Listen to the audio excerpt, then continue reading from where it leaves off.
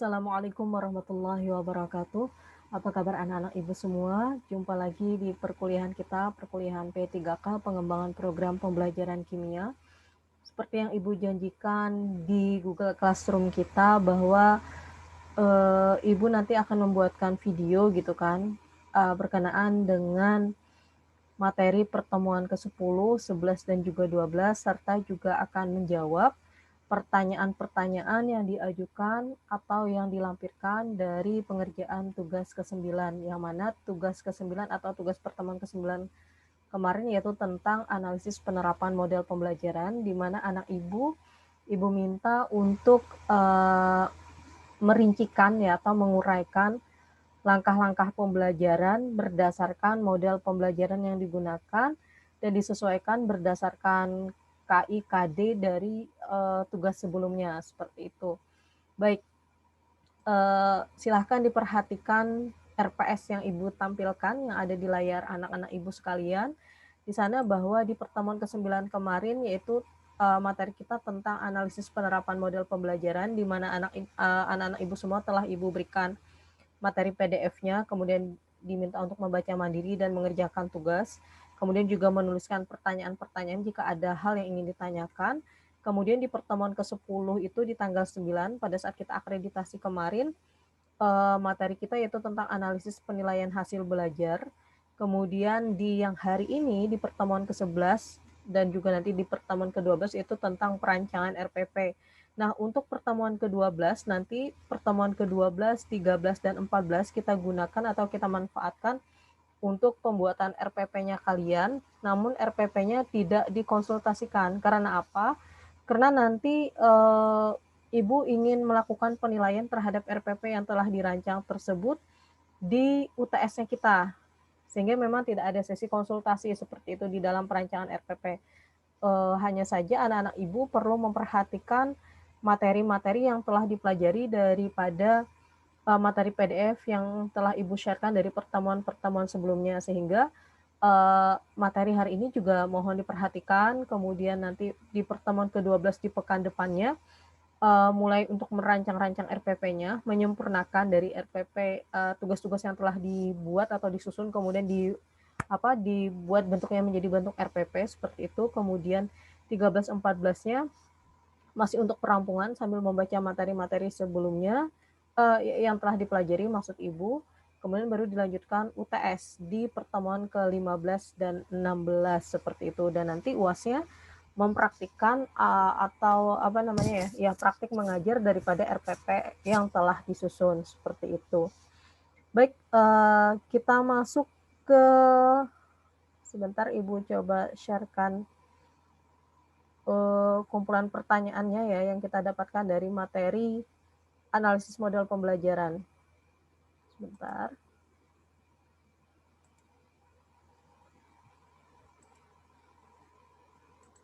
Oke, semoga sudah terlihat di layarnya kalian. Ada beberapa pertanyaan yang terkumpul dari pengerjaan tugas ke-9 atau tugas pertemuan ke-9. Di sini ada 1, 2, 3, 4, 5, 6.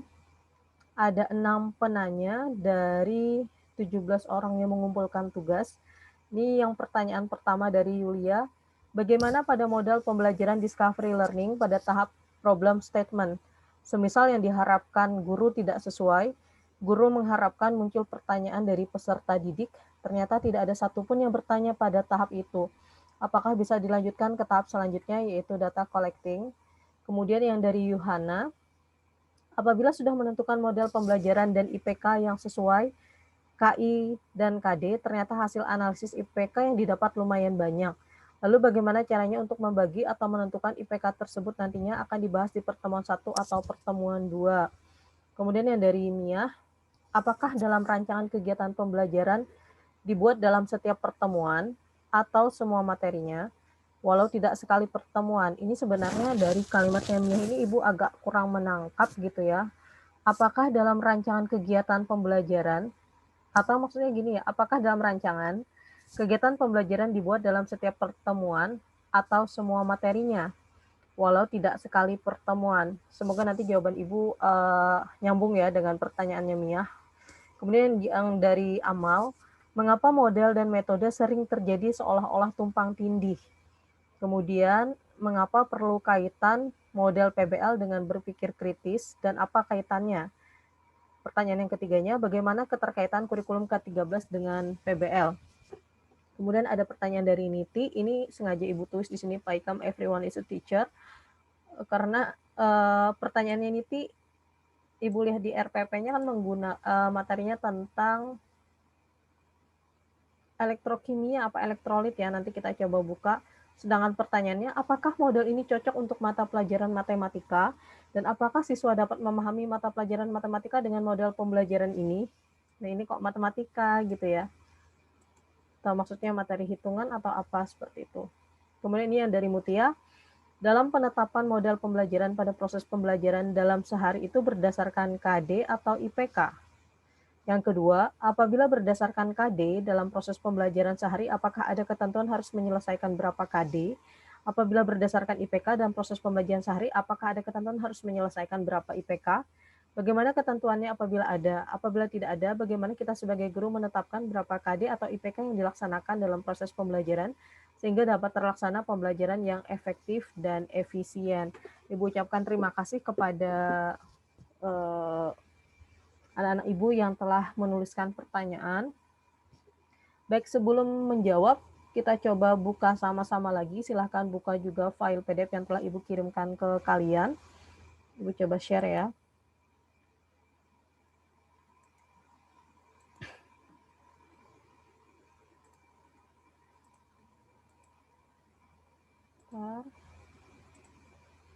Oke, semoga terlihat, kita coba baca sama-sama. Analisis penerapan model pembelajaran. Uraian singkat materi, karakteristik pembelajaran. Pembelajaran adalah proses interaksi antara peserta didik dengan pendidik. Mohon maaf. Peserta didik dengan peserta didik, kemudian peserta didik dengan orang di lingkungannya, dan peserta didik dengan sumber belajar pada suatu lingkungan belajar. Pembelajaran pada kurikulum 2013 dilaksanakan berbasis aktivitas agar memberikan ruang yang cukup bagi para peserta didik untuk mengembangkan kreativitas, prakarsa, dan kemandirian yang sesuai dengan potensi, bakat, minat, dan perkembangan fisik serta psikologis peserta didik. Jadi ini bisa kita kasih tanda.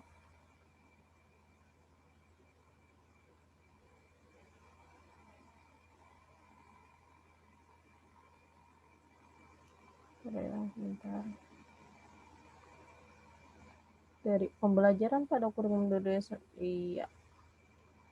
Bahwa pembelajaran pada kurikulum 2013 dilaksanakan berbasis aktivitas agar memberikan ruang yang cukup bagi peserta didik untuk mengembangkan kreativitas, prakarsa, dan kemandirian yang sesuai dengan potensi, bakat, minat, dan perkembangan fisik serta psikologis peserta didik. Kemudian berikut ini merupakan karakteristik dan prinsip pembelajaran berbasis aktivitas. Ya, sebentar.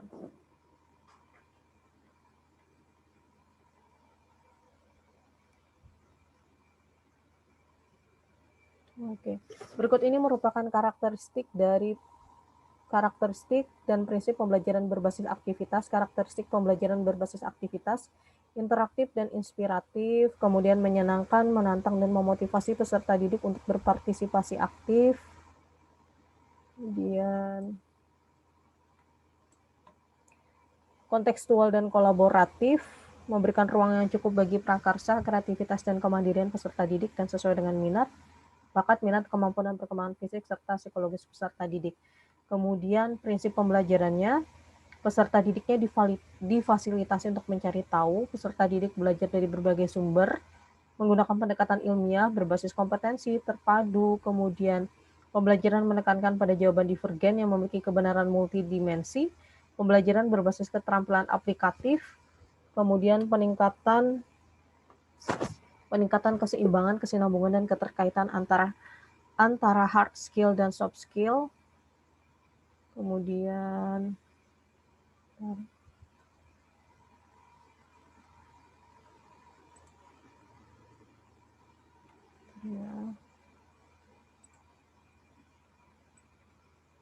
apalagi ada di sini, gerak ya tulisannya. Dan berbagai macam prinsipnya lah ya, seperti itu. Kemudian Ibu hapus saja panah-panahnya, mengganggu soalnya. Karakteristik dan prinsip tersebut harus diaplikasikan oleh guru dalam pembelajarannya, disesuaikan dengan karakteristik kompetensi yang harus dikuasai oleh peserta didik. Sebagai contoh, agar karakteristik pembelajaran kontekstual dan pembelajaran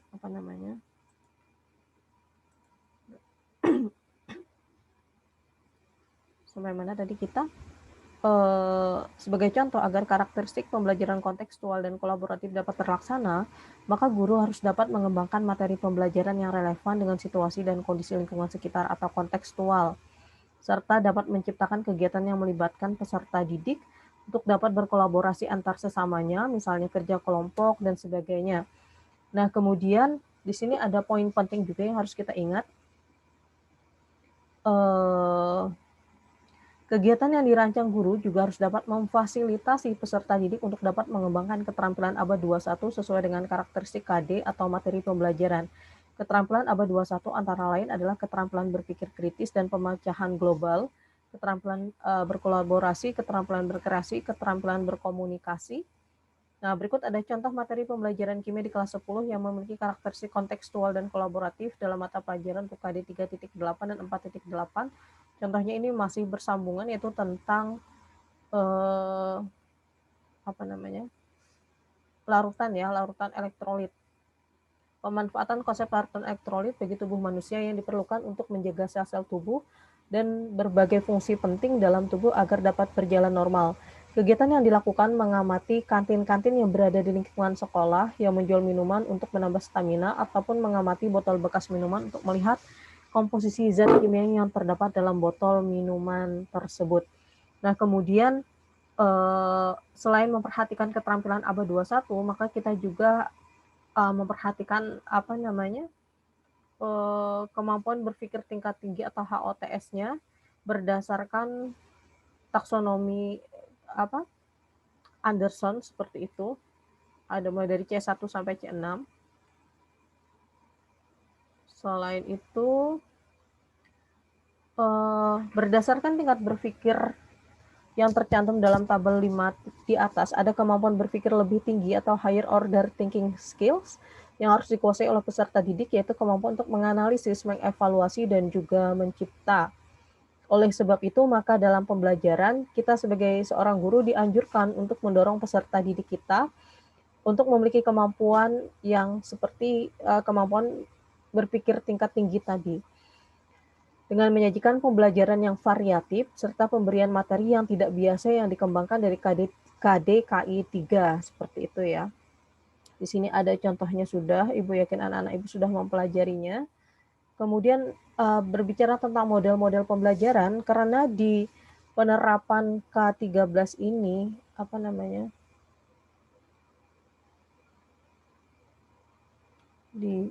terlalu besar.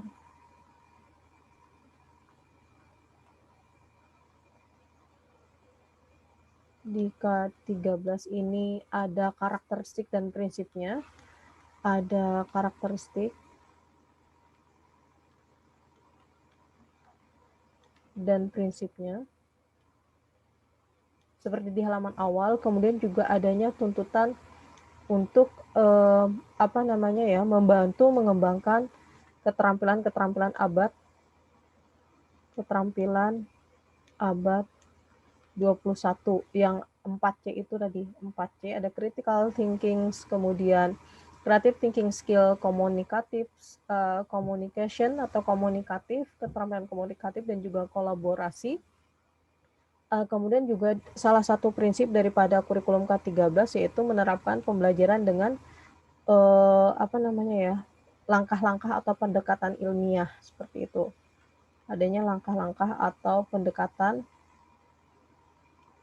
ilmiah. Nah, kemudian di sini kita baca, guru dapat menggunakan modal tertentu dalam suatu proses pembelajaran yang dilaksanakan baik melalui pembelajaran di dalam kelas, berbasis kelas, maupun pembelajaran di luar kelas yang berbasis alam ataupun berbasis masyarakat. Model pembelajaran yang dikembangkan guru sebaiknya dapat memfasilitasi peserta didik untuk belajar lebih luas dengan menggunakan segala fasilitas baik di dalam kelas maupun di luar kelas. Kemudian juga adanya interaksi dengan alam dan lingkungan sekitar. Nah, selain itu, guru juga harus dapat mengembangkan model pembelajaran yang memberikan keleluasaan kepada peserta didik untuk dapat mengembangkan dan membangun keterampilan abad 21 seperti yang tadi Ibu sampaikan kan ya. Critical thinking, problem solving skill, collaboration skill, creativity skill, communication skill, kemudian yang dirancang sesuai dengan karakteristik KD ataupun materi pembelajaran. KD atau materi pembelajaran. Pembelajaran di dalam maupun di luar kelas pada intinya dilaksanakan melalui 3 tahapan kegiatan, yaitu kegiatan pendahuluan, inti, dan penutup. Dan ini biasanya terlihat di RPP kita ada kegiatan pendahuluan, kemudian ada kegiatan inti, dan dilanjutkan dengan kegiatan penutup. Ketiga rangkaian kegiatan ini dilakukan atau dilaksanakan secara berurutan dan disesuaikan dengan karakteristik materi pelajaran saat itu. Nah, dilaksanakan secara berurutan, kunci lainnya dilaksanakan secara berurutan dan disesuaikan dengan karakteristik materi pelajaran. Kita lihat di sini. Hapus coretannya ya. Nah, tadi kegiatan pendahuluan seperti mengondisikan suasana belajar, mendiskusikan atau menyampaikan tujuan pembelajaran atau kompetensi yang harus dicapai, kemudian kaitannya dengan kehidupan sehari-hari, kenapa ini ada? Ini kan tadi menyampaikan kompetensi yang akan dicapai dan manfaatnya dalam kehidupan sehari-hari. Kenapa ini harus diusahakan ada? Karena ada pengaruh daripada value dari sesuatu yang dipelajari terhadap motivasi siswa atau peserta didik kita. Biasanya siswa-siswa yang mengetahui atau memahami tentang value yang akan dia dapatkan atau nilai daripada pelajaran yang dia pelajari, maksud Ibu bukan nilai dalam bentuk angka ya, kebermanfaatannya seperti itu, maka berdasarkan hasil penelitian mengenai hal-hal tersebut, siswa atau peserta didik tersebut cenderung termotivasi atau terdorong untuk terlibat aktif atau berusaha keras di dalam pembelajarannya seperti itu, karena dia menyadari manfaat dari apa yang dia pelajari. Begitu pula sebaliknya, ketika kita tidak menyampaikan tujuan atau manfaat daripada pembelajaran yang kita pelajari, biasanya para peserta didik cenderung akan malas mempelajarinya. Mungkin anak-anak Ibu juga merasakan di beberapa mata kuliah yang Ibu ampu, mungkin keseringan tidak menyampaikan kebermanfaatan atau aplikatif daripada materi yang dipelajari, sehingga kadang sebagian dari mahasiswa melihat materi itu apaan sih nih, belajar apa sih, buat apa sih, nah yang kayak gitu kan ya. Nah kemudian ini yang keempat, menyampaikan garis besar materi, gambarannya, kemudian menyampaikan lingkup dan teknik penilaian. Jadi biasanya ketika nanti jadi guru, diharapkan itu di kegiatan pendahuluan ini mulai dari mengkondisikan keadaan untuk siap belajar itu seperti mengecek apakah anak-anaknya sudah menyiapkan buku, kemudian apakah sudah mengerjakan tugas, mengumpulkan tugas, mengecek kehadiran dan sebagainya. Jangan lupa juga nanti untuk menyampaikan hari ini mau belajar tentang apa, indikator yang harus dicapai apa saja, kemudian pelaksanaan kegiatan pembelajarannya seperti apa, dan juga bentuk-bentuk penilaiannya, biasanya seperti itu ya. Dan ini juga bisa diterapkan nanti pada saat pelaksanaan PPL 1 dan PPL 2-nya kalian, seperti itu. Nah, kemudian masuk di kegiatan inti, kita hapus lagi. Kegiatan inti merupakan proses pembelajaran untuk mencapai kompetensi yang dilakukan secara interaktif, inspiratif, menyenangkan, menantang, memotivasi peserta didik. Seperti itu. Nah, kegiatan inti menggunakan pembelajaran berbasis keilmuan dan berbasis aktivitas yang disesuaikan dengan karakteristik mata pelajaran dan peserta didik melalui berbagai kegiatan yang dilaksanakan di dalam ataupun di luar kelas. Seperti itu ya. Kemudian tadi juga guru harus memfasilitasi peserta didik untuk melakukan aktivitas yang membangun kemampuan dan kompetensi mereka sesuai dengan tuntutan kompetensi dasar, seperti itu ya. Kompetensi dasar kan gambaran secara umum. Nanti di kompetensi dasar yang sudah kita pelajari, ada KD kita jabarkan lagi ke dalam indikator-indikatornya, seperti itu. Kemudian yang terpenting juga ini selalu diulang-ulang di materi tentang penyusunan RPP ini, yaitu pengembangan keterampilan abad 21. Nah, itu juga jangan terlupa. Baru nanti dilanjutkan dengan kegiatan penutup. Penutup seperti biasa lah ya, buat rangkuman atau simpulan, juga ada refleksi. Refleksi ini bagus untuk dilaksanakan, baik saat pembelajaran ataupun baik setelah pembelajaran secara langsung ataupun secara tidak langsung, misalnya dengan membagikan kuesioner yang isinya memandu peserta didik kita untuk mengingat-ingat kembali apa yang telah dipelajari seperti itu. Nah, juga bisa memberikan umpan balik terhadap proses dan hasil pembelajaran. Kemudian juga guru di dalam kegiatan penutup itu jelas melakukan penilaian, merencanakan kegiatan tindak lanjut dan sebagainya. Nah, kemudian pembelajaran dalam kurikulum 2013 dapat dilaksanakan dengan menggunakan pendekatan berbasis keilmuan, yaitu pembelajaran yang mengadopsi langkah-langkah saintis. Makanya ketika pembahasan kurikulum 2013, pendekatan yang digunakan selalu tulisannya adalah pendekatan saintifik seperti itu ya, karena menggunakan metode-metode ilmiah. Nah, makanya di dalam penggunaan kurikulum 2013 dengan pendekatan saintifik, maka dicarilah model-model pembelajaran yang juga menggunakan langkah-langkah saintifik atau berdasarkan dengan pendekatan saintifik tersebut seperti itu. Kemudian pendekatan ini menekankan pada proses pencarian pengetahuan berkenaan dengan materi pembelajaran melalui pengalaman belajar mengamati, menanya, mengumpulkan informasi atau mencoba mengasosiasi dan mengkomunikasikan.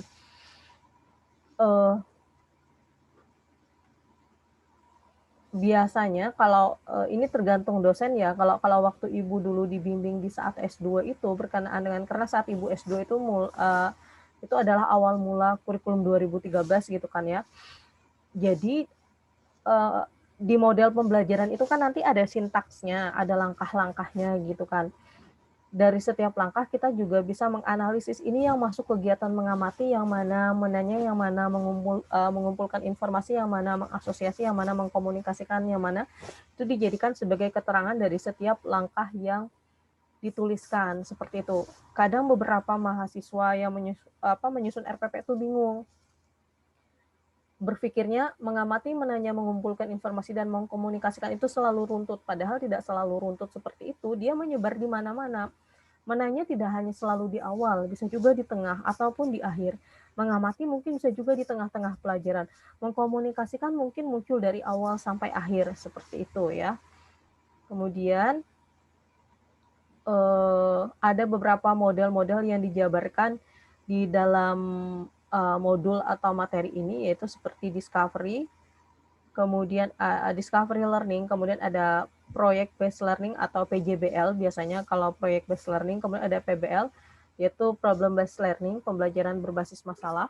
Dan di sini juga sudah dituliskan langkah-langkahnya. Mulai dari misalnya kalau discovery ada menstimulasi, memberikan stimulus, kemudian ada problem statement, mengidentifikasi masalah. Kemudian ada data collecting. Ada data collecting, ada data processing, kemudian ada verifikasi, generalisasi, dan seterusnya. Kemudian ada PBL juga dengan langkah-langkahnya, kemudian ada PJBL juga atau Project Based Learning dengan langkah-langkahnya seperti itu. Oh ya, ada inquiry juga. Nah, kemudian di sini poin nomor 4, pemilihan model pembelajaran yang tepat. Sesuai dengan karakteristik pembelajaran kurikulum 2013, maka sebuah model pembelajaran yang dikembangkan harus dapat mendorong dan memotivasi peserta didik dalam mengembangkan ide dan kreativitasnya. Kita coba tandai. Sehingga pembelajaran menjadi lebih interaktif, menyenangkan, dan inspiratif. Selain itu, model yang digunakan juga harus dapat mendorong peserta didik untuk berpartisipasi aktif dalam diskusi maupun dalam kegiatan lain dan dapat meningkatkan sifat percaya diri atau nilai karakter lainnya sesuai dengan hasil analisis terhadap kompetensi dasar. Seperti itu. Nah, kemudian di sini cara menentukan sebuah model pembelajaran yang akan dilaksanakan dalam kegiatan pembelajaran akan berbeda untuk setiap mata pelajaran. Hal tersebut disesuaikan dengan karakteristik materi pada masing-masing mata pelajaran. Secara umum, hal-hal yang dapat dipertimbangkan dalam menentukan model pembelajaran yang akan digunakan adalah sebagai berikut. Kita coba baca bersama-sama. Yang pertama, ini bukan suatu hierarki ya sebenarnya, cuma peruntutan penulisan ya. Makanya kalimatnya ada beberapa hal yang dapat dipertimbangkan dalam menentukan model pembelajaran. Yaitu yang pertama, kesesuaian model pembelajaran. Kesesuaian model pembelajaran dengan karakteristik mata pelajaran. Sehingga ada kemungkinan satu mata pelajaran tertentu tidak menggunakan model yang sama dengan mata pelajaran lainnya, tetapi menggunakan model khusus untuk mata pelajaran tersebut. Sebagai contoh, untuk mata pelajaran bahasa menggunakan pembelajaran berbasis teks. Kalau misalnya kayak kimia, memang dominan menggunakan pembelajaran berbasis masalah, atau misalnya pembelajaran berbasis eksperimen dan sebagainya, atau pembelajaran berbasis proyek kalau kita di sains seperti itu ya. Yang kedua, kesesuaian model pembelajaran dengan karakteristik KD-KI 2 yang dapat mengembangkan kompetensi sikap dan nilai-nilai karakter, dan kesesuaian materi pembelajaran dengan tuntutan KD-KI 3 dan 4 untuk mengembangkan kompetensi pengetahuan dan keterampilan. Intinya tadi, setelah memahami karakteristik mata pelajarannya seperti apa, kita juga meninjau KI dan KD-nya.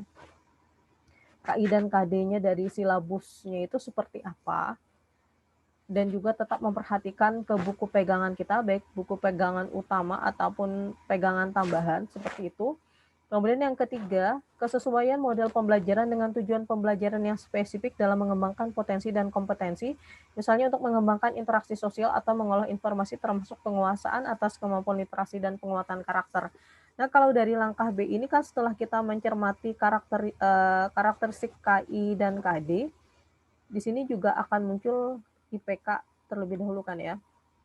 IPK ini kan analisisnya kita nih, indikatornya untuk mencapai KI dan KD-nya itu seperti apa, kemudian juga dijabarkan di dalam tujuan. Makanya ini bukan menilai secara terpisah nanti di dalam menentukan model pembelajaran, akan menjadi ragam pertimbangan yang saling berkaitan satu sama lainnya seperti itu, karena IPK dan tujuan kan muncul dari hasil analisis terhadap mata pelajaran, materi, dan juga KI dan KD-nya seperti itu. Baru nanti setelah analisis, baru penggunaan model pembelajaran yang sesuai dengan pendekatan saintifik, karena dia kurikulumnya kurikulum 2013.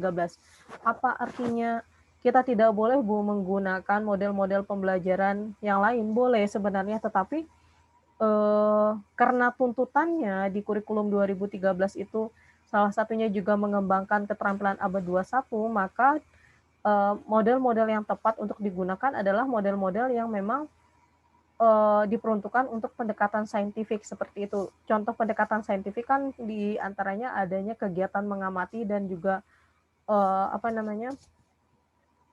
semacam kayak melakukan eksperimen seperti itu kan ya. Nah, jadi dicarilah nanti model-model yang sesuai. Kadang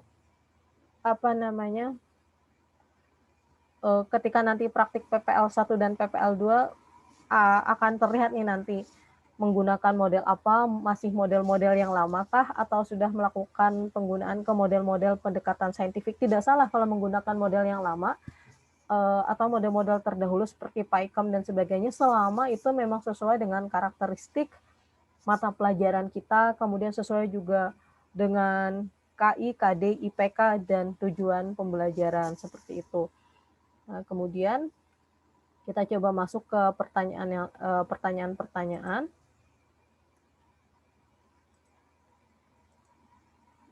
Semoga sudah terlihat ya. Kita mulai dari pertanyaan Yulia. Bagaimana pada model pembelajaran discovery learning? Pada tahap problem statement, semisal yang diharapkan guru tidak sesuai, guru mengharapkan muncul pertanyaan dari peserta didik. Ternyata tidak ada satupun yang bertanya pada tahap ini. Apakah bisa dilanjutkan ke tahap selanjutnya, yaitu data collecting? Ya, boleh dilanjutkan, tidak masalah, karena lagi-lagi seperti yang Ibu sampaikan, ini apa yang Ibu dapatkan daripada waktu kuliah S2 dulu. RPP itu suatu rancangan, seperti itu kan ya, patokan, namun tidak sesaklek yang kita kira gitu kan, karena kita sebagai guru, kita yang merancang, Makanya kita yang bisa menyesuaikan dengan kondisi yang ada di lapangan gitu kan. Kalau ternyata di problem statement siswa tidak bisa mengajukan pertanyaan, setidaknya guru bisa memancing dengan pertanyaan-pertanyaan yang telah dibuat gitu kan. Problem statement-nya dapat diganti dengan jawaban-jawaban awal atau hipotesis-hipotesis awal daripada pertanyaan-pertanyaan yang diajukan guru. Boleh seperti itu. Jadi ada pernyataan-pernyataan dugaan yang disampaikan siswa pada saat problem statement ini. Seperti itu, Yulia.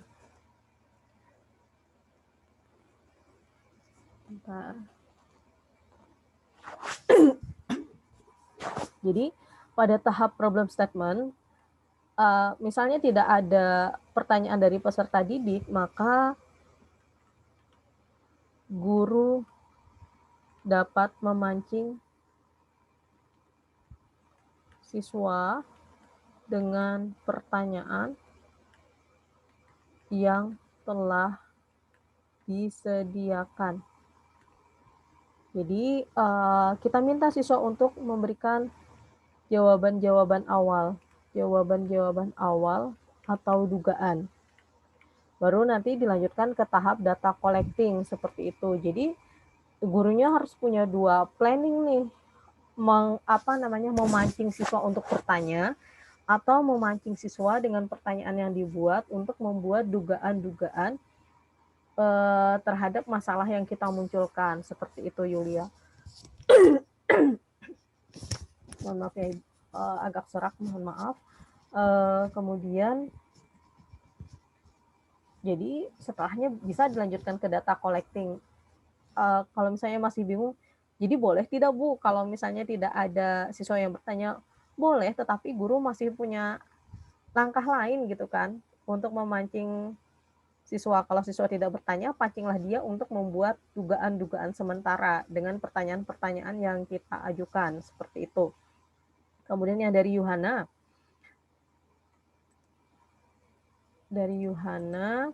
Apabila sudah menentukan model pembelajaran dan IPK dan IPK yang sesuai KI dan KD, ternyata hasil analisis IPK yang didapat lumayan banyak.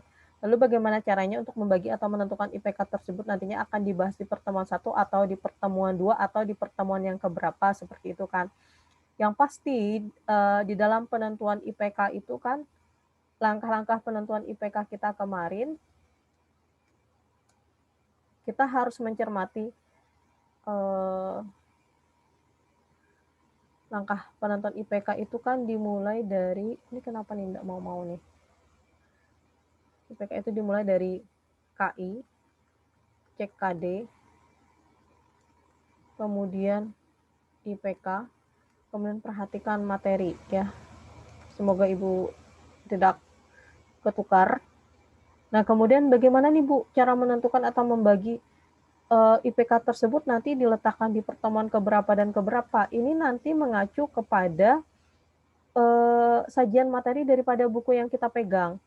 Dan biasanya pun di KD ini dia sudah terurut nih. KD 1-nya apa, 2-nya apa, 3-nya apa. IPK-nya kan kita sesuaikan penyusunannya berdasarkan urutan si KD. Kemudian nanti kita tinjau lagi ke materi sajian di buku utama itu biasanya seperti apa. Nah, di sanalah nanti kita akan menentukan IPK ini akan kita akan kita capai atau akan kita laksanakan di pertemuan keberapa, seperti itu. Jadi jangan berpikirnya secara parsial satu-satu. Jadi kan setelah ada KI, ada KD, anak-anak Ibu kan membuat IPK nih. IPK-nya itu kan diturunkan daripada KD. KD-nya itu pun sudah ada penomoran urutnya. Nah, biasanya secara umum guru-guru biasanya melaksanakannya berdasarkan urutan-urutan yang telah ada. Jadi yang memecahnya kita, dan tentunya ini disesuaikan dengan kalender pendidikan, seperti itu ya. Targetan sekolah misalnya UTS di bulan apa, di tanggal berapa, ujian akhir semesternya di tanggal berapa. Nah, nanti itu bisa guru menyesuaikan apakah semua IPK-nya yang harus dicapai ataukah ada IPK yang harus dipelajari, yang dibelajarkan di kelas, yang mana juga yang harus belajar mandiri dan sebagainya, seperti itu Yuhana. Kemudian yang Mia, Apakah dalam rancangan kegiatan pembelajaran dibuat dalam setiap pertemuan atau semua materinya, walau tidak sekali pertemuan? Semoga Ibu tidak salah tangkap pertanyaannya, Mia. Maksudnya seperti ini kan ya, apakah kegiatan-kegiatan pembelajaran tersebut harus dirancang untuk satu kali pertemuan saja, atau dirancang beberapa kali pertemuan, dan misalnya nih kita mau menggunakan model discovery learning gitu kan dengan beberapa langkahnya tadi. Nah, apakah semua langkah itu harus diselesaikan di satu kali pertemuan atau boleh ke pertemuan selanjutnya atau dipotong-potong? Jawabannya boleh. Kalau yang Ibu pernah belajar itu jawabannya boleh, bahwa satu model pembelajaran itu tidak mesti diselesaikan di dalam satu kali pertemuan. Kita bisa memotong. Misalnya di pertemuan pertama, yang pasti kan ada kegiatan inti, kegiatan pendahuluan, inti, dan penutup. Maka disesuaikan, kita sesuaikan seperti itu kan dengan IPK kita juga, kemudian dengan tuntutan waktu juga. Jadi boleh dipotong seperti itu, boleh diselesaikan di beberapa pertemuan. Tetapi nanti pada saat kalian praktik PPL 1 dan PPL 2 itu tentunya harus menyesuaikan dengan tuntutan waktu yang telah ditentukan. Lain halnya ketika nanti sudah terjun menjadi guru, itu nanti penyesuaiannya dengan kalender akademik yang ada di sekolah gitu kan, dan juga IPK yang telah kita susun dan sebagainya, mengacu kepada tadi kalender akademik daripada sekolahnya, maka kita bisa menentukan nih, ini dapat terselesaikan di satu pertemuan kah, atau sampai ke 2 atau 3 pertemuan dan sebagainya. Nah, kalau nanti PPL 1 dan PPL 2-nya kalian, otomatis biasanya satu materi atau satu tema yang diangkat itu diselesaikan di satu kali pertemuan, biasanya seperti itu. Semoga bisa dapat dipahami ya, Mia. Kemudian untuk yang amal, mengapa model dan metode sering terjadi seolah-olah tumpang tindih? Sebenarnya tidak tumpang tindih, Mal. Model dan metode itu, kalau kalian bisa mencari searching gitu kan, ini pertanyaan-pertanyaan yang amal ini sebenarnya bisa dicari secara mandiri jawabannya, seperti itu kan ya. Tapi Ibu berikan gambarannya atau panduan untuk memahaminya. Model ini cakupan keseluruhan, sedangkan metode berada di dalam model. Seperti itu. Jadi tingkatannya model, teknik, kemudian strategi itu strategi, metode, teknik dan sebagainya itu ada di dalam model seperti itu. Dan yang sebenarnya bukan tumpang tindih ya. Model itu sebagian orang ada yang menyebutnya sama dengan strategi. Kalau di beberapa referensi ini biasanya cenderung penyebutannya sama, misalnya model discovery learning, kemudian ada juga yang menyebutnya dengan strategi discovery learning. Kalau metode ini contohnya seperti metode kan cara kita melaksanakannya, cara kita melaksanakan si model tersebut dengan cara apa? Dengan cara ceramahkah, tanya jawabkah, atau demonstrasikah? Bagian daripada pelaksanaan modelnya seperti itu ya.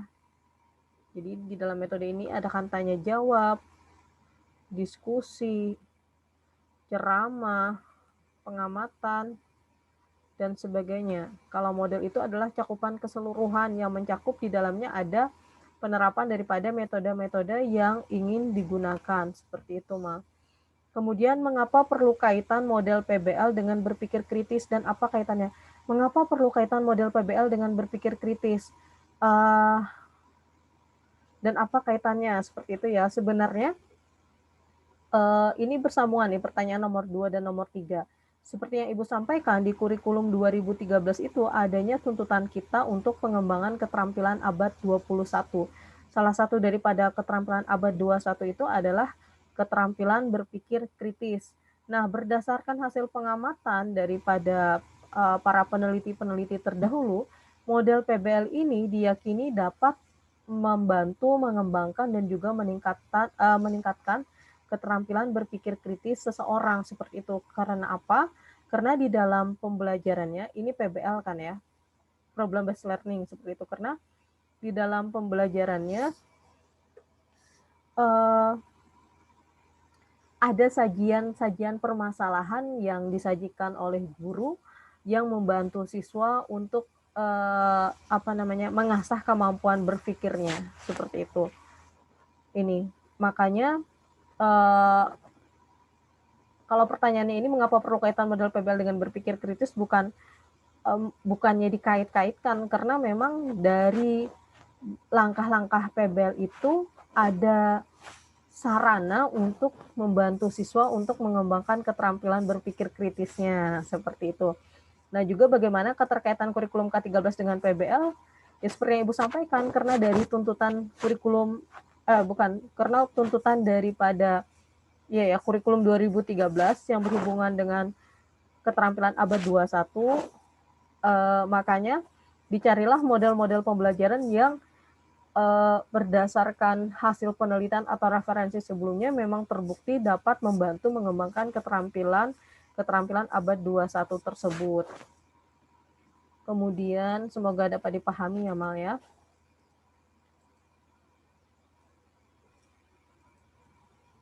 Kemudian tadi terlihatnya dari ini, Mal, dari soal-soalnya bahwa di PBL kan ada masalah-masalah yang disajikan. Nah, itu merupakan sarana untuk mengembangkan keterampilan berpikir kritis daripada peserta didik kita, dan juga untuk mencapai tuntutan daripada kurikulum 2013, yaitu untuk mengembangkan keterampilan abad 21 tadi.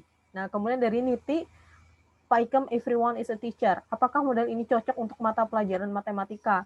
Dan apakah siswa dapat memahami mata pelajaran matematika dengan model pembelajaran ini?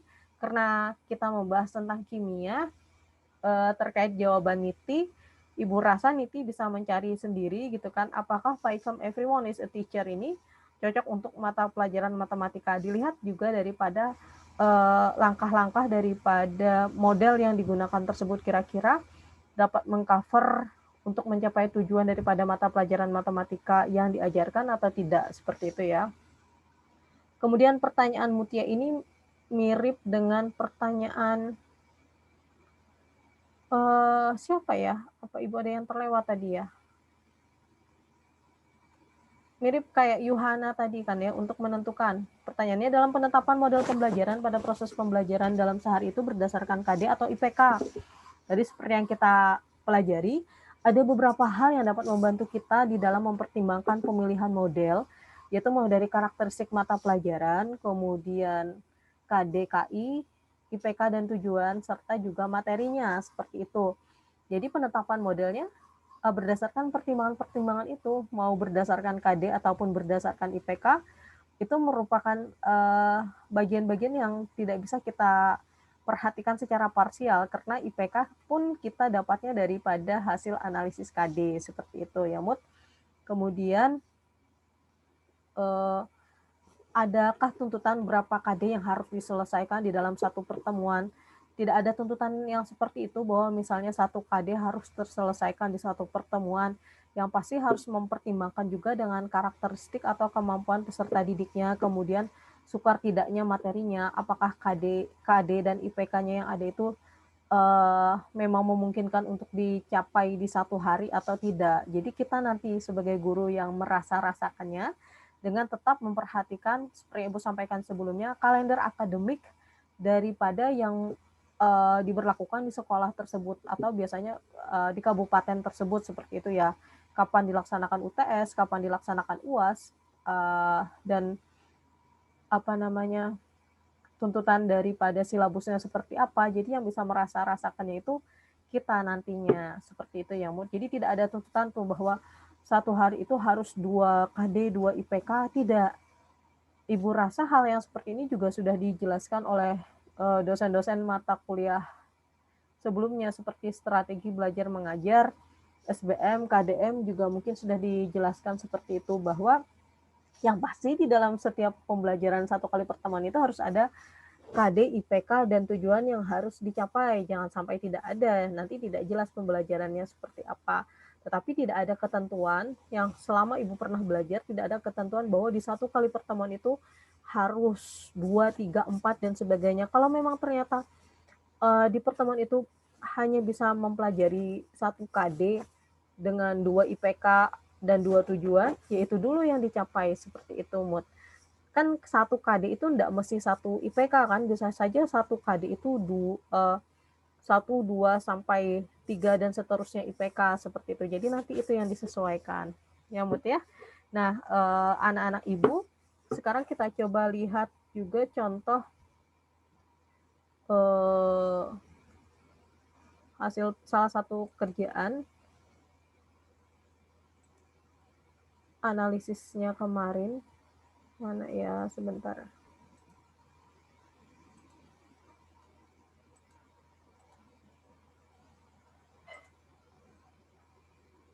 Sebentar ya.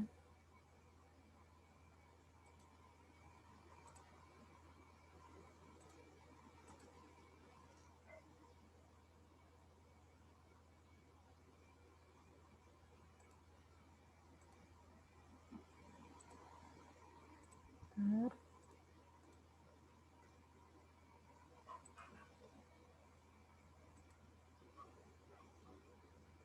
Semoga terlihat ya, rancangan kegiatan ini salah satu tugas dari teman kita Rizky Maulita, analisis penerapan model pembelajaran. Oh iya, untuk Ica, Ibu lihat dari beberapa tugas covernya tidak disajikan, memang tidak mengurangi nilai, seperti itu ya. Tapi alangkah baiknya sesuai dengan aturan atau seperti yang dikerjakan oleh kawan-kawan yang lain, tugasnya disertai dengan cover, seperti itu. Kemudian juga Husnul juga Ibu bingung saat Ibu mengecek RPP-nya, kok tulisannya disusun untuk memenuhi UTS gitu kan ya. Disesuaikan ya Nak ya. Kalau memang masih tugas berarti bukan UTS, seperti itu. Nah ini kalau yang dari pengerjaan Lita mengangkat tentang KD 3 dan 4-nya tentang sifat koligatif. Nah, tadi seperti yang Ibu sampaikan, Mut, dan anak-anak, bahwa 1 KD itu enggak mesti 1 IPK. Ini KD-nya 1, IPK-nya ada banyak ya. IPK-nya ada banyak. Kemudian analisis materinya juga sudah ditentukan. KD-nya tentang menganalisis fenomena sifat koligatif larutan. IPK-nya mulai dari menghitung konsentrasi larutan, fenomena koligatif larutan seperti apa, dan seterusnya. Kemudian KD 2, KD 4, KD 3.2, maksud Ibu KD 4.1, 4.2, dan IPK yang telah disusun. Rancangan kegiatannya dengan menerapkan model pembelajaran discovery learning ya. Sayangnya kemarin Ibu tidak meminta kalian untuk menjelaskan alasannya kenapa menggunakan discovery learning gitu ya. Tapi nanti mohon dipersiapkan, karena kan UTS-nya pasti akan merampungkan daripada tugas-tugas yang telah dikerjakan ini, RPP maksud Ibu, RPP yang UTS-nya, dan juga UAS-nya berdasarkan tugas-tugas yang telah diselesaikan ini.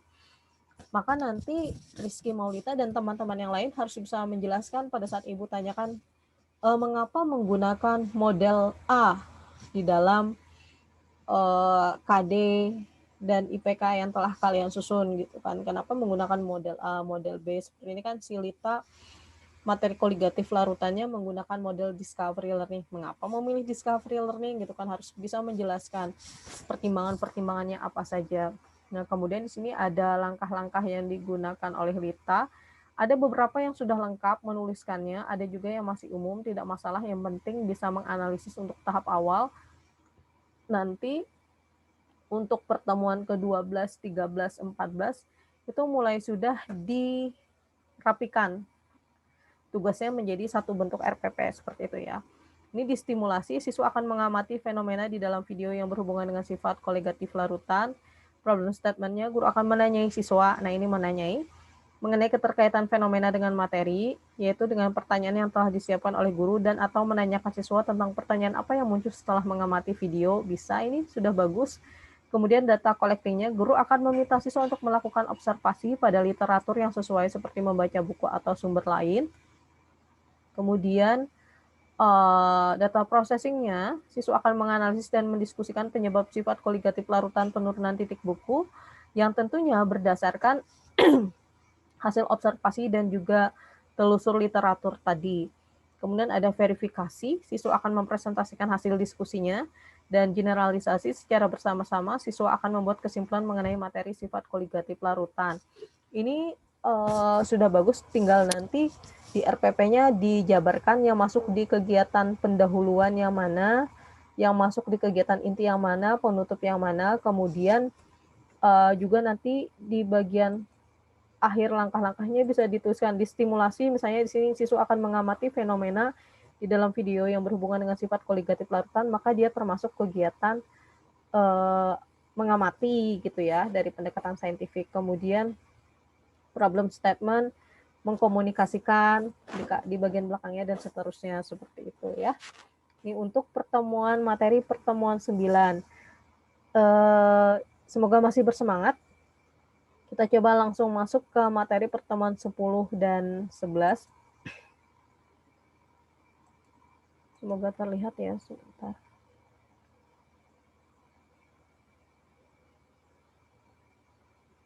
Materi pertemuan.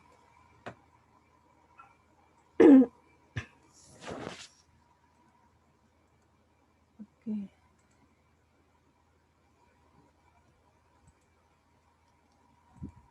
Oke, ini materi pertemuan 10, 11, dan 12 yang nanti akan Ibu kirimkan di grup WA kita mengenai materi ke-10, 11, dan juga 12.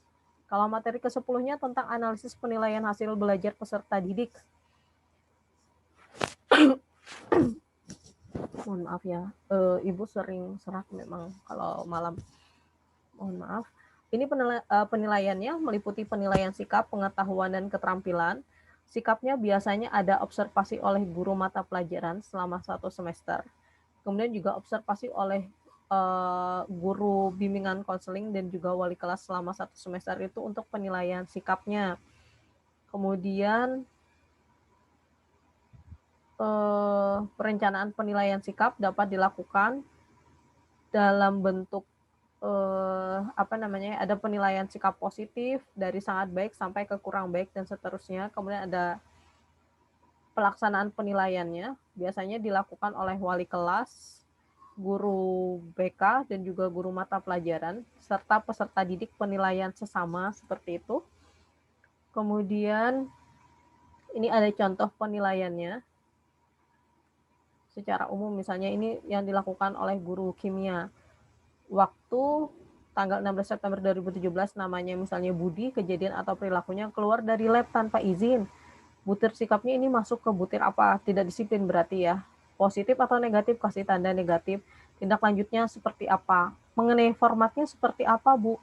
Formatnya ini sebenarnya tidak ada format baku. Yang penting dapat membantu guru melakukan penilaian terhadap peserta didiknya. Seperti itu. Ini salah satu contohnya yang bisa digunakan. Kemudian ini pemanfaatan hasil penilaian sikap. Pengamatan sikap dilakukan guru secara berkala, kemudian dibuat rekapitulasi untuk dideskripsikan dan dilaporkan kepada wali kelas, dan biasanya ini dijabarkan di raportnya siswa kita seperti itu. Kemudian ada penilaian pengetahuan, berarti berdasarkan KI 3 dan KD-nya. Penilaian pengetahuan bisa tes tertulis, tes lisan, penugasan, teknik lainnya seperti portofolio, observasi, dan sebagainya, yang tentunya disesuaikan dengan karakteristik daripada materi yang diajarkan, kemudian KD-nya juga seperti itu. Ini ada langkah-langkah yang harus dilakukan di dalam penilaian pengetahuan. Tentunya kita menyusun kisi-kisi soal. Anak-anak ibu yang kemarin menjadi panitia lomba di Gebiar Kimia kita pasti sudah terbiasa ini menyusun kisi-kisi soal, kemudian indikator soal yang lengkap memuat komponen A, B, C, D, ada audiensnya, behaviornya, conditionnya, degree-nya seperti apa, kemudian ada setelah menyusun kisi-kisi, mengembangkan soal sesuai kisi-kisi, kemudian membuat pedoman penskoran dan juga kunci jawaban, dan menganalisis soal secara kualitatif. Kira-kira soalnya sudah sesuai atau belum dengan karakter siswanya juga seperti itu. Jangan sampai nanti siswa-siswa di kelas rendah dipaksa dengan soal-soal yang sama dengan siswa-siswa di kelas tinggi atau yang memiliki kemampuan tinggi seperti itu. Karena kan biasanya di beberapa sekolah dibedakan kan ya, ada yang siswa kemampuannya menengah ke atas di satu kelas, menengah ke bawah di kelas yang lain seperti itu. Jadi itu disesuaikan. Jangan karena malasnya guru dalam membuat soal, akhirnya soal yang anak di kemampuan tinggi diserahkan kepada anak yang kemampuannya menengah ke bawah. Ya jelas nanti banyak nilai yang jeblok seperti itu ya. Jadi itu harus disesuaikan. Nah, kemudian di sini kepemanfaatan hasil penilaian pengetahuan, hasil penilaian selanjutnya dianalisis dan hasilnya digunakan sebagai acuan dalam menyusun program remedial dan atau pengayaan. Penjelasan mengenai remedial dan pengayaan sudah Ibu sampaikan di jawaban pertanyaan materi sebelumnya. Kemudian tadi seperti Ibu sampaikan di video terdahulu bahwa remedial dan pengayaan itu dapat ditentukan setelah dilakukan penilaian ya, yang seperti ini nih. Pemanfaatan hasil penilaian dianalisis, hasilnya digunakan sebagai acuan di dalam menyusun program remedial dan atau pengayaan serta perbaikan proses pembelajaran berikutnya termasuk dalam penguatan nilai-nilai karakter. Ini remedial. Pembelajaran remedial bertujuan agar peserta didik yang mengalami kesulitan belajar dapat mencapai kompetensi dasar yang ditetapkan baik terkait pengetahuan, keterampilan maupun dalam peningkatan penguasaan terhadap kemampuan literasi dan penguatan nilai-nilai karakter. Ini tahapan-tahapannya. Tahapan pelaksanaan pembelajaran remedial serta strateginya dapat digambarkan pada skemanya ini. Hasil tesnya, oh ternyata hasil tesnya ini di bawah KKM, seperti itu ya. Hasil tesnya di bawah KKM, kemudian dianalisis hasil tesnya, kemudian dibuatlah pembelajaran remedial. Kalau misalnya ternyata dia lemah di, anggaplah tentang stoikiometri misalnya. Geometri, terus ternyata kesalahannya itu banyak di bagian penyetaraan reaksi, kemudian konversi,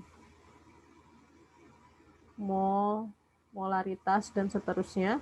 Maka itulah yang menjadi titik fokus kita di dalam pelaksanaan pembelajaran remedial. Di sini ada beberapa pilihan, bimbingan secara individual bisa, bimbingan secara kelompok bisa, pembelajaran ulang bisa, pengulang secara keseluruhan, atau pemberian tugas bisa, pemanfaatan tutor sebaya juga bisa gitu kan. Anak-anak yang kemampuannya tinggi kita minta untuk membantu memberikan pembelajaran kepada kawannya. Setelah ini tercukupi misalnya dirancang beberapa kali pertemuan baru diadakan tes ulang seperti itu. Kalau kita kan biasanya di zaman sekolah tuh mungkin guru tidak melakukan analisis seperti ini. Kadang ada tahapan yang mereka loncati gitu kan, melihat hasil tesnya sudah banyak yang di bawah rata-rata, misalnya sudah bertarget nih, yang nilainya di bawah 65, nanti remedial, ujian ulang gitu kan. Ya boleh-boleh saja seperti itu gitu kan, tetapi memang alangkah baiknya dianalisis nih, karena setiap individu memiliki bahasanya setiap individu itu belum tentu hal yang tidak dipahaminya itu sama antara satu dengan yang lainnya, seperti itu ya. Kalau nanti pas ngajar di sekolah, kalau cukup waktunya, tolong dianalisis betul-betul sesuai dengan skema remedial itu seperti apa gitu kan. Jadi kita bisa menyesuaikan. Misalnya Mia ternyata kurang pahamnya di bagian penyetaraan reaksi, maka di Mia kita fokuskan terkait dengan penyetaraan reaksi. Tetapi memang agak ribet gitu kan. Guru mau tidak mau mungkin bikin soal lagi kah, atau bikin tugas lagi kah, seperti itu. Nah, kalau biasanya pada fakta di lapangan, praktek di lapangan, kadang guru-guru langsung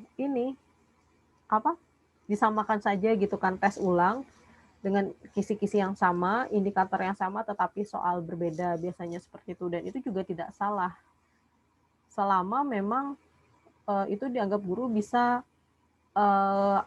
mencapai tujuan yang ingin dicapai, seperti itu. Kemudian pengayaan ini digunakan untuk mencapai kompetensi dasar ataupun untuk pengembangan dari kompetensi dasar yang sudah ditentukan. Pengayaan dapat dilakukan melalui kegiatan di dalam atau di luar sekolah dengan memanfaatkan berbagai sumber belajar, termasuk sumber digital dan sumber alam atau lingkungan masyarakat. Misalnya nih, anak-anak yang sudah terampil, yang sudah paham, yang sudah di atas KKM, kita minta untuk melakukan proyek lanjutan. Nah, itu salah satu bentuk pengayaannya ya. Kemudian penilaian keterampilan. Penilaian keterampilan tidak terlepas dari penilaian pengetahuan dan sikap. Penilaian keterampilan harus mencakup keterampilan berpikir abstrak dan keterampilan konkret untuk mata pelajaran tertentu. Nah, ini ada contoh penilaian keterampilannya. Bisa penilaian kinerja, proyek. Kinerja biasanya pada saat melakukan praktikum, bisa proyek dari hasil produk yang dikerjakan, atau misalnya draft produknya, draft pembuatan produknya, kemudian ada portofolio, rekaman hasil pembelajaran dan penilaian yang memperkuat kemajuan dan kualitas pekerjaan, kemudian ada produknya juga iya, ini kalau tadi ini proyeknya dari kegiatannya, kemudian ada produknya, kemudian ada teknik lain, misalnya tes tertulis untuk penilaian keterampilan juga bisa, yang pasti disesuaikan dengan, lagi-lagi Ibu menyebutnya sesuaikan dengan KD, IPK, dan juga tujuannya kita, seperti itu. Ini perencanaan penilaian keterampilan IPK dari KI 4 maksud Ibu. Indikator soalnya. Peserta didik dapat membuat perencanaan percobaan uji daya hantar listrik sebagai larutan. Perencanaan penilaian tekniknya, praktik kerja waktu pelaksanaan penilaian harian. Ini bentukannya. Ini rubrik penilaian keterampilannya. Kita yang menentukan keterampilan menggunakan alat praktikum, kriterianya seperti apa, skornya seperti apa, dan diharapkan konsisten seperti itu ya. Kalau ini menggunakan skor 321, maka seharusnya juga seperti itu, 321. Ini pelaksanaan penilaian keterampilan. Ini untuk bentuk kinerja. Pemanfaatan hasil penilaian keterampilannya untuk mengetahui siapa siswa yang sudah terampil atau yang belum terampil. Baru nanti kita analisis lagi nih, makanya nih bagian bawahnya analisis lagi nantinya dari hasil setiap penilaian, kecuali penilaian sikap atau perilaku yang di awal tadi tidak ada remedial kalau yang itu gitu kan. Cuma nanti kalau misalnya ada yang menyimpang keliru, bisa dikonsultasikan atau dibahas bersama wali kelasnya dan juga guru BK-nya untuk melakukan tindak lanjut. Nah, kalau terkait pengetahuan dan juga keterampilan, bisa dilakukan remedial dan juga pengayaan berdasarkan hasil penilaian yang dilakukan, seperti itu. Kemudian kita masuk ke materi selanjutnya. Materi ke-11 dan 12 ini terkait perancangan RPP. Ini tugas tidak perlu dikerjakan terkait pembuatan nilai tadi. Tinggal dibaca ulang saja materinya seperti apa. Nah, terkait RPP, perancangan rencana pelaksanaan pembelajaran, rencana pelaksanaan pembelajaran atau RPP, uraian singkat materinya ini penggambaran apa yang kita bahas dari KD. RPP biasanya berfokus di KI dan KD 3 dan 4. Kemudian juga tetap memperhatikan KD KI 1 dan 2. Kemudian kita membuat IPK-nya, analisisnya membuat IPK, dan juga tujuan, perhatikan materinya, kemudian melaksanakan pembelajarannya, dan tentunya semuanya mengacu juga kepada silabus yang berisi KD dan KI-nya, seperti itu. Kemudian di materinya, kita harus memperhatikan juga aspek HOTS-nya, kemudian muatan lokalnya seperti apa untuk penyajian materinya, kemudian ada tidak materi yang bisa disajikan di dalam kegiatan kepramukaan, dan juga yang dapat menumbuhkan nilai-nilai karakter, seperti itu. Kemudian baru semuanya disajikan di dalam RPP. Jadi sebenarnya tugas-tugas yang diberikan daripada materi PDF yang Ibu bagikan itu sedikit banyaknya telah memandu kalian di dalam pembuatan RPP. Seperti itu ya, Nak ya. Jadi ini sistematika RPP. Nanti RPP yang kalian kerjakan untuk pertemuan 12, 13, 14 yang yang apa namanya dikumpulkan 1 hari sebelum pertemuan ke-15. Di 15-nya nanti kita akan ujian secara lisan seperti itu, mempresentasikan RPP. Nah, RPP-nya nanti akan kita buat ke dalam 2 jenis atau 2 bentuk seperti itu ya. Ada yang bentuknya seperti ini, seperti yang tertera di materi PDF yang akan Ibu bagikan. Itu pertama. Yang keduanya adalah membuat RPP dalam bentuk yang terkini, yaitu RPP dengan format 1 lembar. Jadi, bikinlah dulu yang seperti format yang ada di panduan ini, baru yang itu telah selesai, dibikin lagi satu dalam versi yang 1 lembarnya, seperti itu ya. Sistematikanya kita mengikuti yang seperti ini, ada identitas, sekolah, mata pelajaran, kelas per semester, tahun pelajaran, alokasi waktu. Alokasi waktunya kita yang memperkirakan sesuai dengan IPK-nya, seperti itu ya, dan juga jadwal sekolah biasanya. Ini di bagian dalam, identitas di bagian dalam. Kalau covernya nanti tetap disesuaikan dengan cover tugas kita seperti biasanya. Kemudian ini cara menghitung atau estimasi perhitungan perkiraan waktunya seperti ini. Kemudian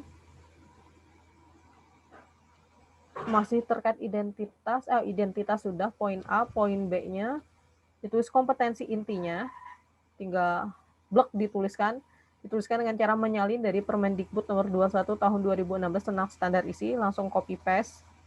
Terus kompetensi dasar dan indikator pencapaian kompetensi dijabarkan. Ini tulisannya lihat dalam silabus tentang KD dari KD 3, KD 4-nya.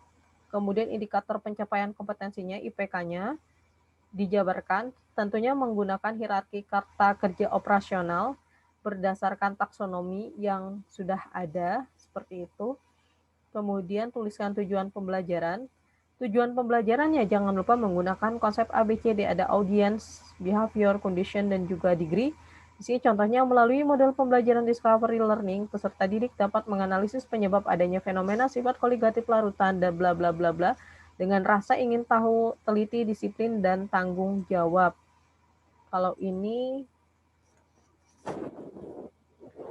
menjadi degree-nya, ya kan? Degree. Kemudian audience.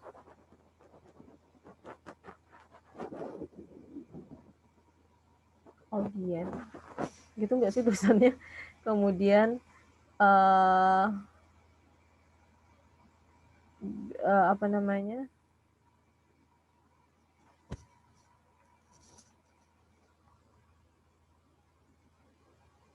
Behavior dan juga condition-nya ya.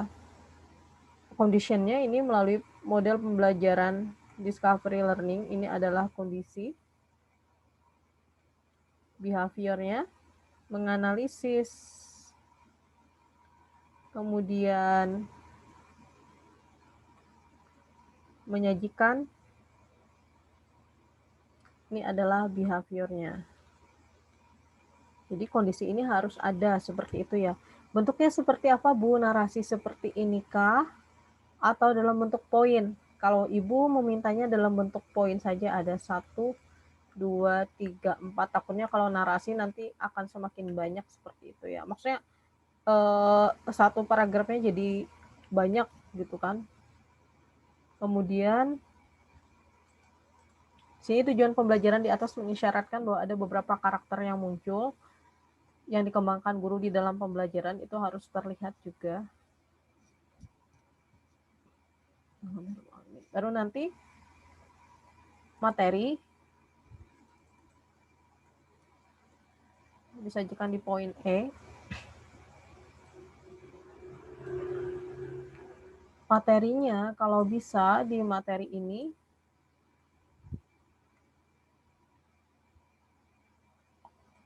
dilampirkan poin-poinnya saja, jabaran lengkapnya itu disajikan di lampiran. Materi ini nanti di sini anak-anak Ibu di bagian materi ini dijabarkan menjadi materinya apa. Titik 2, kemudian di sini ada fakta,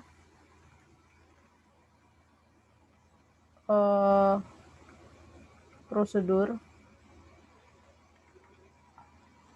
Kemudian ada pengetahuan apa lagi? Faktual, kondisional, prosedural.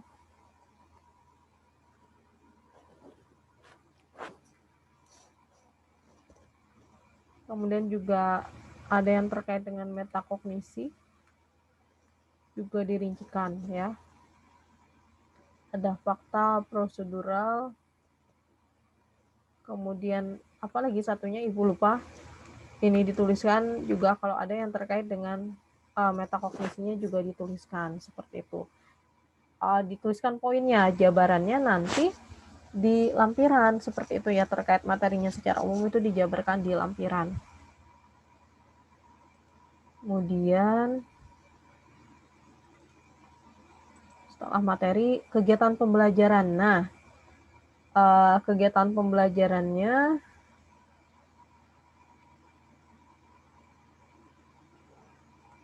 dirincikan seperti ini saja. Seperti contoh ini, kegiatan pembelajaran. Kegiatan tatap muka merupakan kegiatan yang dipetakan dalam pertemuan. Setiap pertemuan memuat kegiatan pendahuluan, inti, dan kegiatan penutup. Tinggal ditulis saja kegiatan yang dilakukan dalam kegiatan pendahuluan, titik 2. Dijabarkan berdasarkan modelnya ya, tapi dituliskan kegiatan pendahuluan, titik 2, apa saja kegiatannya, kegiatan intinya seperti apa, kemudian kegiatan penutupnya seperti apa. Seperti itu. Kemudian penilaiannya juga disebutkan. Instrumen penilaian menjadi lampiran RPP katanya. Kalau di sini cuma penyebutan, ya, disebutkan. Sebutkan juga media dan alat atau sumber belajar. Nah, ini contoh formatnya ada di sini. Pendekatan model. Jangan lupa tadi ya, tadi tertinggal setelah materi ada pendekatan model metode pembelajaran. Ini ditulis. Pendekatannya berarti pendekatan saintifik. Modelnya model apa, metode pembelajarannya seperti apa ya. Pendekatannya usahakan pendekatan saintifik. Karena sudah K13 ya. Karena dia K13, maka menggunakan pendekatan saintifik. Modelnya pilih yang sesuai, baru sebutkan metode pembelajarannya, misalnya dengan ceramah, tanya jawab, diskusi, dan lain-lainnya disebutkan. Sumber belajarnya, media dan alatnya disebutkan, apa yang membantu di dalam pembelajaran, kemudian sumber belajarnya apa saja juga disebutkan. Ini biasanya ada buku-bukunya nih, buku apa saja disebutkan di sumber belajar. Buku-bukunya disebutkan di sumber belajar. Nah, langkah-langkah pembelajarannya ikuti format yang ada di sini. Pendahuluan, kemudian di sini ditulis karakter apa saja yang bisa muncul daripada kegiatan itu. Misalnya di pendahuluan ini kan ada mengamati video misalnya. Karakter apa di sini? Teliti, jujur misalnya. Estimasi waktunya berapa? Ditulis 10 menit misalnya untuk keseluruhan, tapi ya. Kemudian inti penutup seperti itu juga. Nah, kalau semisal materi tersebut tidak habis di satu pertemuan, kemudian rincikan lagi pertemuan keduanya seperti apa, dan seterusnya.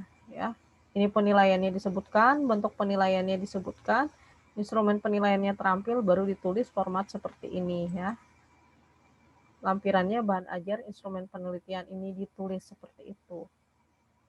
Nah, ini terkait materi ke-10 sampai 12, 10 terkait penilaian, kemudian 11-12-nya tentang perancangan RPP. Jadi setelah melihat video ini, Ibu harap anak-anak Ibu bisa membaca ulang materi ke-9, 10, 11, dan 12.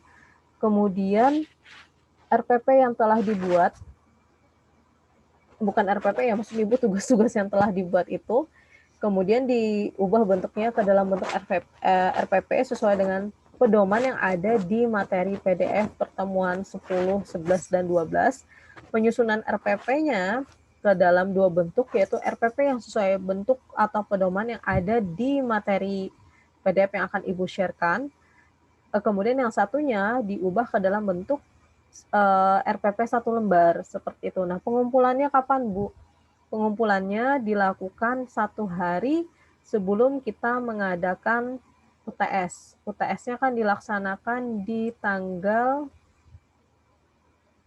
UTS-nya kita di tanggal 14 Desember. Berarti tanggal 13 Desember anak-anak Ibu semua sudah harus mengirimkan melalui Google Classroom RPP yang telah dibuat seperti itu. Ada 2 RPP. RPP yang sesuai pedoman yang ada di materi PDF yang akan Ibu share, kemudian juga mengikuti materi RPP yang 1 lembar yang dari tim PPL. Ada kalau tidak salah sudah di-share-kan seperti itu ya. Jadi itu yang dikerjakan dengan tetap sambil membaca ulang materi dari pertemuan 9 sampai 12 serta diulang kembali materi pertemuan awal sampai ke pertemuan 12. Jadi ada waktu yang lumayan banyak. Bolehkah Bu berkonsultasi? Untuk konsultasi pembuatan RPP kali ini tidak ada konsultasi, hanya saja nanti persiapkan diri untuk mempresentasikan, mempertanggungjawabkan apa yang telah disusun di saat UTS-nya kita. Seperti itu ya. Semoga dapat dipahami. Tadi yang contoh dari Rizky Maulita itu sudah bagus, hanya saja nanti tinggal dirubah bentuknya ke dalam bentuk RPP. Ada beberapa mahasiswa yang Ibu lihat di dalam pengumpulan tugas ke-9 kemarin, nggak tahu ya Ibu itu apakah memang menyusun sendiri atau misalnya mencari di internet, sudah lengkap RPP-nya, padahal Ibu belum meminta membuat dalam bentuk RPP yang masih bentuk analisis seperti itu. Tapi Ibu ucapkan terima kasih atas pengerjaannya. Apapun itu dikerjakan sendiri ataupun mendapatkan dari internet, harapannya dapat memahami terhadap apa yang dikerjakan. Nanti tingkatan pemahamannya dapat kita lihat pada saat presentasi saat UTS nanti, seperti itu ya. Demikian dari Ibu, terima kasih. Salah khilaf mohon maaf. Apabila ada hal-hal yang ingin ditanyakan, silahkan tinggalkan pertanyaan di kolom komentar. Insya Allah akan kita coba jawab di kesempatan-kesempatan yang akan datang. Terima kasih. Assalamualaikum warahmatullahi wabarakatuh.